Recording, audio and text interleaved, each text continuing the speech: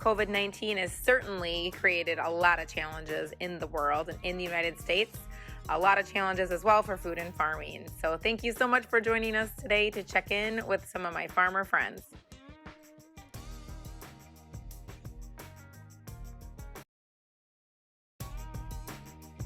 Hello, everybody. Super pumped to have you all with me today for my farmer friend check-in. And actually, I have Lindsay Fulton of Blondies Butcher Shop, and she is joining us here today. So we are going to ask some questions to Lindsay and learn about what's going on and how COVID-19 is affecting her now, and just finding out more about what Lindsay does in her job. So Lindsay, welcome. Yay, thanks for having me. Yeah, so nice seeing you. Yeah, yes. And you look great. You look great. So super. Oh, I'm not going to be able to pull up Blondie's Butcher Shop anymore if I don't get this fixed. You know? Yeah, someday we'll all get our hair done again. Right. All right, so I have some questions I'm going to pose to you, and we're just going to have a conversation and allow everyone to learn a little bit more about you and what you do. So yeah, that's great. Job related to food production and farming. So what is your role in food? Yeah, you know, I was a paramedic in my previous life. I ranched in central Montana on a large ranch known as the Galt Ranch, and we had about 5,000 head of cattle at that point in time, just over 100,000 acres. I have a very small cow-calf operation, small, like 4, I count on one hand. So I do keep cows alive. I don't just kill everything. But I own a small town butcher shop in southeastern Minnesota, Winnemingo. And yeah, it happens to be pink, and I'm a blonde, and it's our own little niche in our own little world here. So what does a week look like typically? I know right now you're probably a little extra busy, but typically what does a week look like at Blondie's Butcher Shop? How many animals are you processing, and what species of livestock do you process? Yeah, primarily hogs and beef is what I process. A typical week here, well, pre-COVID, you know, I was kind of looking forward to quarantining like everybody else, trying some new recipes and, you know, playing with some stuff. And I kind of laid my crew off because we usually cater a ton this time of year. So when COVID hit, it wiped out half our business right off the bat, which was kind of a silver lining for us in the fact that it opened us to help a couple of our local hog farmers out as much as possible. So right now we're probably trying to think what was on our books this week. It's been full bore. There's been no quarantining whatsoever. Pretty much home, go to bed, get back to the locker. It's been crazy.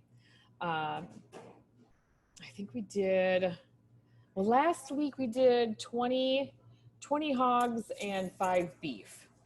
So that was kind of, and that's pretty typical for like a smaller town butcher, right? I mean, yeah, the sizes, they're all kind of about the same size, you know? Yeah, I'm short some employees, some were uncomfortable, you know, coming back due to their age and exposure. And so we're down a few of our team members, but we're making do and just going with it. So what do you love most about your job? Oh, I love my farmers. I really do. I've got a really great clientele right now. We've been here 6 years now. And my consumers, you know, I've got a clientele on that end too that are very consistent in coming in. COVID has brought a lot of new people in just for the fact that, you know, they're not depending on their grocery store as much right now as they have maybe in their past. So that's probably my most favorite. And I call myself a middleman between the consumer and the producer. So, you know, trying to educate the producer more on what the consumer's looking for and vice versa, tenfold vice versa. You know? Yeah, that's super interesting that you bring that up, because that is really important to know, what do people actually want? Because you're selling retail as well as actually just processing animals for the actual customer, like the farmer, if they want a whole steer or a half a hog or something. Right. So you're doing both sides. Right. Yep.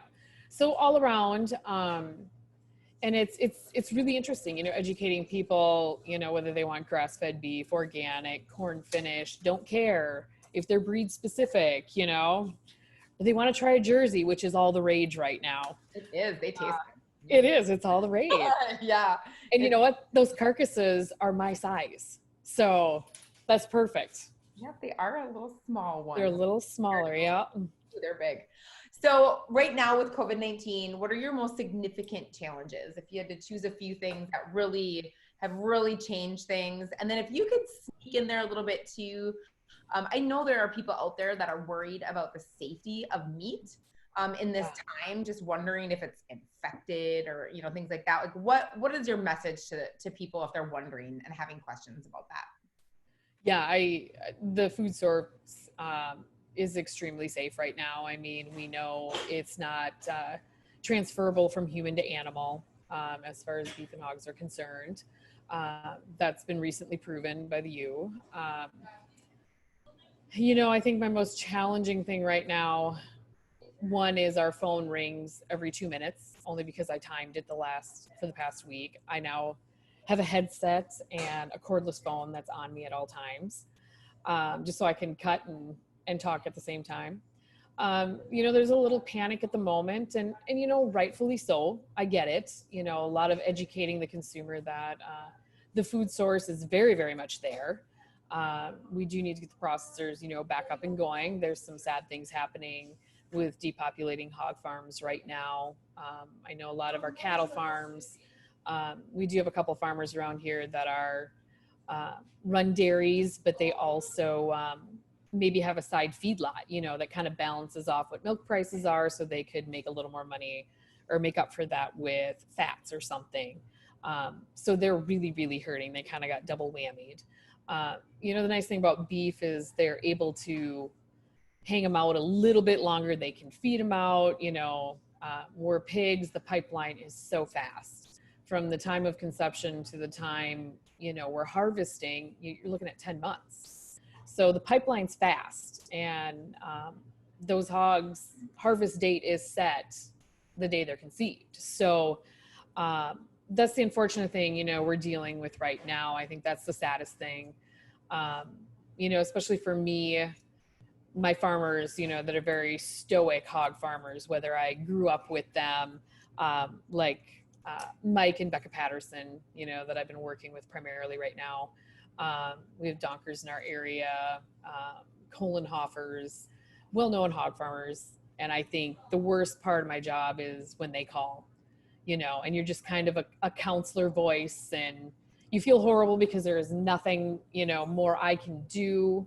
We've offered, you know, to help if we need to depopulate, but just that shake and that sadness in their voice, because they're true herdsmen, you know, they don't raise these animals to have to depopulate them and waste them, you know. Their job and their livelihood and their life is feeding the world. So this is extremely hard on them right now.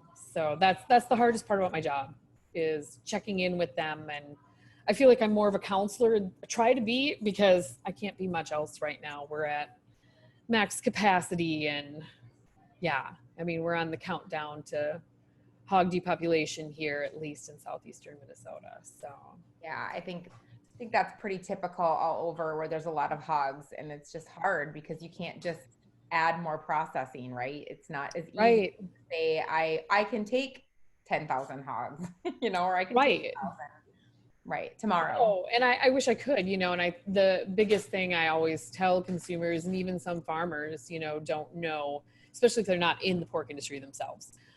You know, hogs can only hang a max of 3 to 4 days, and they have to be cut and put in the freezer. You know, they're such a lean product, where beef usually has more cover on it, so they're going to go 10 to 14 days. That would change the game up tenfold for me if, you know, I could bring in 60 hogs and they could hang 10 days, but that's not the case, you know. Yeah. So what does it mean to hang? To hang, so hang is basically after we harvest them, we remove their skin, their hide, and they go into a cooler to basically set up. So it's kind of like Jello in a way. I think that's the best way I can describe it. It firms them up. You know, they go in very liquidy and fresh and warm, and then, you know, within 24 hours to 36 hours, they're a nice firm product that's super easy to cut. but because they're so lean, they don't have that intermarbling, you know, like a beef animal does, that allows them to necrotize and break down and tenderize. They're lean, so they go from rigor in the cooler to spoil in 4 days, you know. Right. Oh, thanks for clarifying. If somebody didn't know what that meant, I wanted to make sure they knew for sure. So, are you doing anything employee-wise just to try to help each other stay safe, or the social distancing? Do you guys talk about that? Yeah, you know, I feel like we all live together 90% of the time, so none of us have been super concerned. And you know, we're here 6 days a week, 6 days a week together. We take Sundays off. Sometimes we see each other on Sundays. Lately, we've been harvesting hogs on Sundays. So, you know, we've all been stayed close to home. Everybody that works for me is either a retired farmer or currently farming on the side or lives in the country. So, you know, we're all kind of country bumpkins here anyways, you know, hermits. Right. So it's worked well for us. Good. Yeah. Well, it sounds like you have some awesome people to work with every day. I have a really great team. Yeah. Yeah, it sounds like it, especially if they're farmers, because I have a heart for farmers. They got the work ethic. Yeah, if I could clone them all. Yeah. That's right.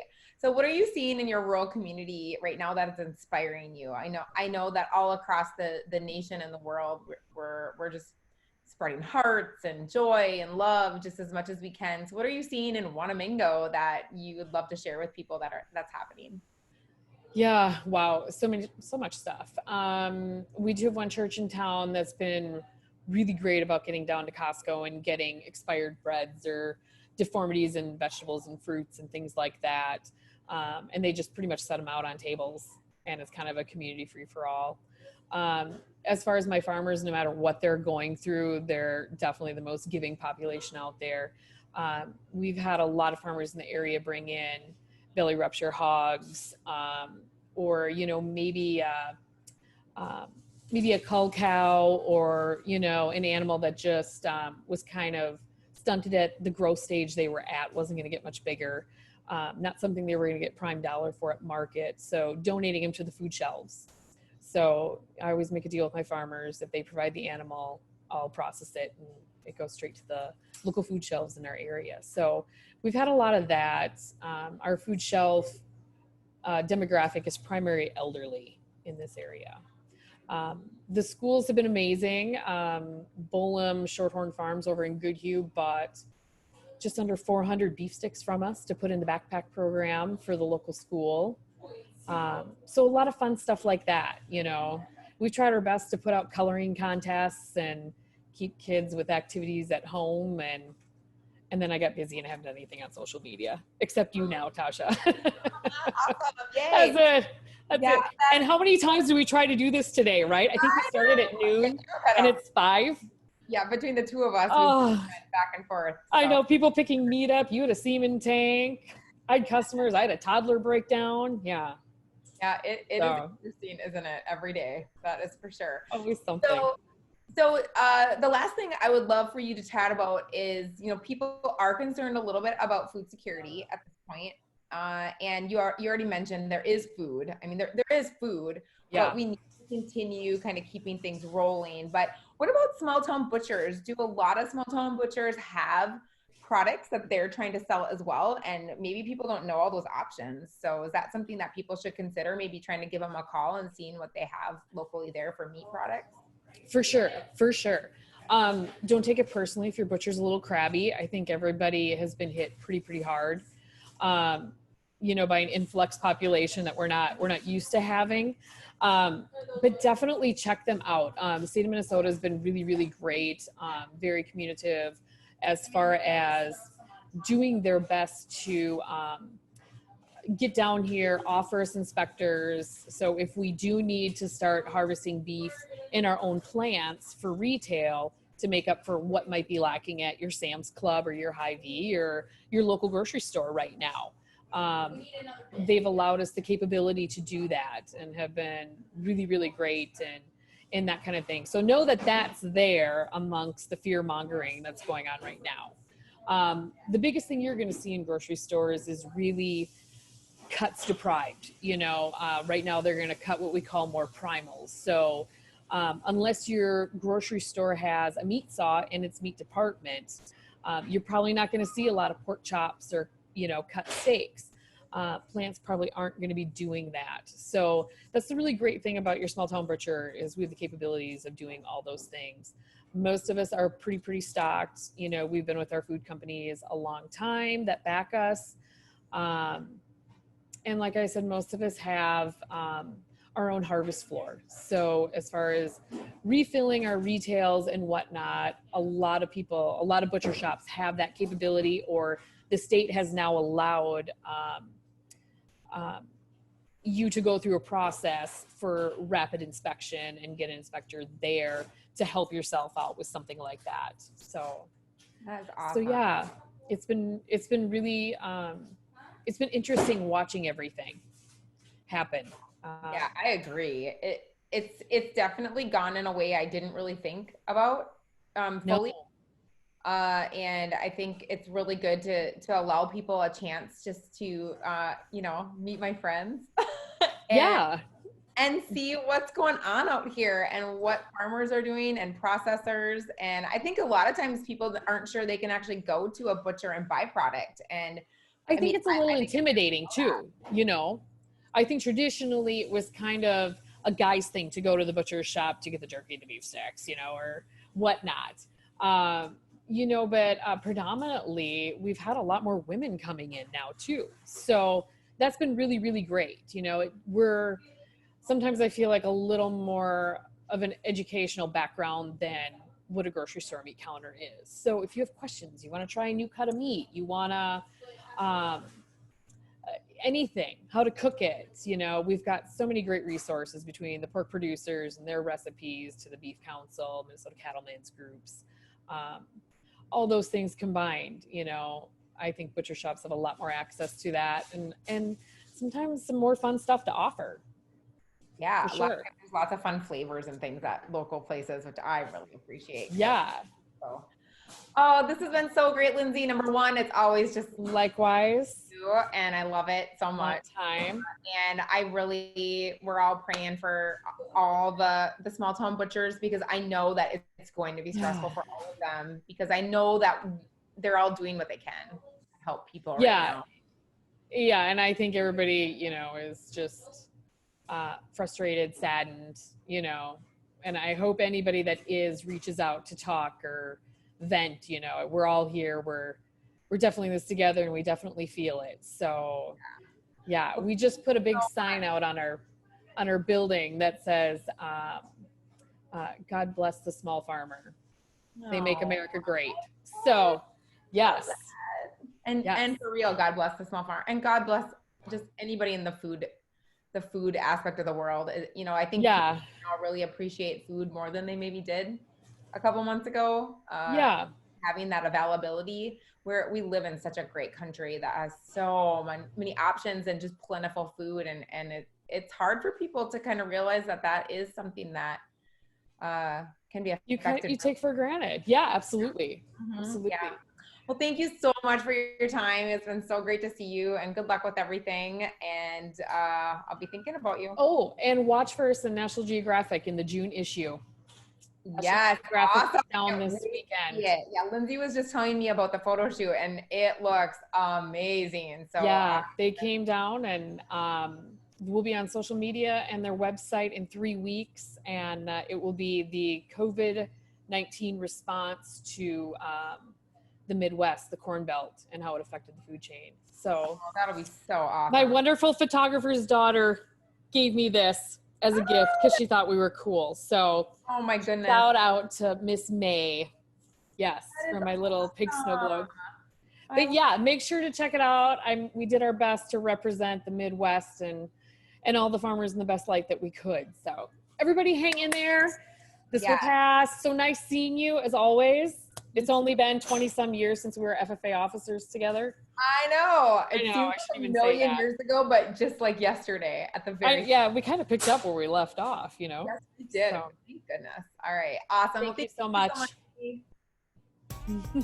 Bye, guys.